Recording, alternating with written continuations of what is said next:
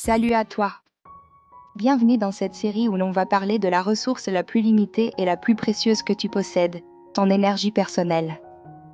T'es-tu déjà senti vidé à la fin d'une journée où tu n'as pourtant rien accompli de concret? Où est passée cette force? Aujourd'hui, on va identifier les activités que tu considères comme neutres mais qui sont en réalité des sensus déguisés. Le sujet est simple, comment des dépenses d'énergie inutiles nous volent la capacité de réussir les choses importantes de notre vie?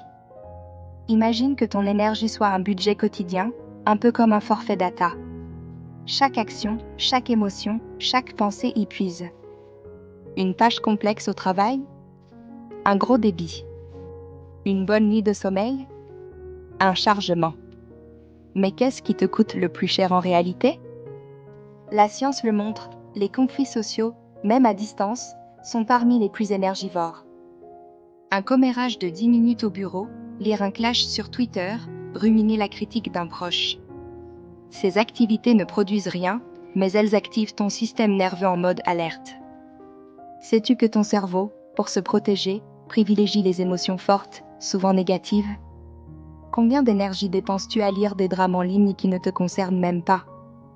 Pour ta génération, la Gen Z, la réalité des réseaux sociaux est une machine à dépenser de l'énergie sans retour. On parle de la haine en ligne, le hate. Tu vois un commentaire qui te met hors de toi sur TikTok ou YouTube. Au lieu de scroller, tu t'arrêtes, tu rédiges une réponse argumentée ou indignée. Le temps passé n'est rien. C'est l'énergie émotionnelle et cognitive. Cet effort pour hâter ou débattre consomme le glucose nécessaire à ton cerveau pour résoudre des problèmes complexes ou apprendre.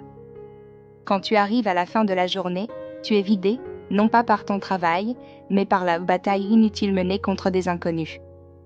Au XVIIe siècle, des philosophes comme Blaise Pascal soulignaient déjà que les humains utilisaient le divertissement pour éviter de se confronter à soi-même et aux problèmes réels.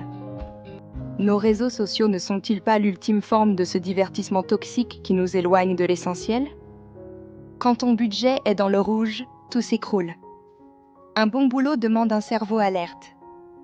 Si tu as gaspillé ton énergie à doom scroller ou à débattre, ton cerveau n'a plus assez de ressources pour la recherche de solutions ou l'apprentissage.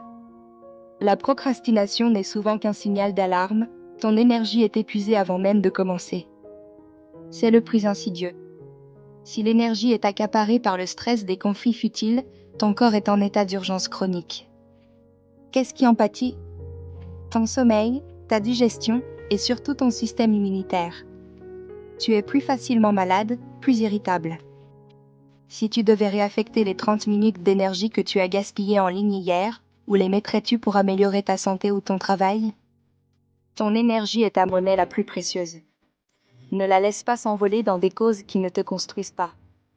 Il est temps de devenir le gardien de ton propre budget énergétique. Quelle est la seule activité futile que tu vas décider de couper pour la semaine à venir? Et quelle seule chose positive vas-tu faire avec cette énergie retrouvée? Réponds-nous en commentaire. Alors, si cette analyse t'a donné l'énergie de te remettre en question, laisse un like et abonne-toi.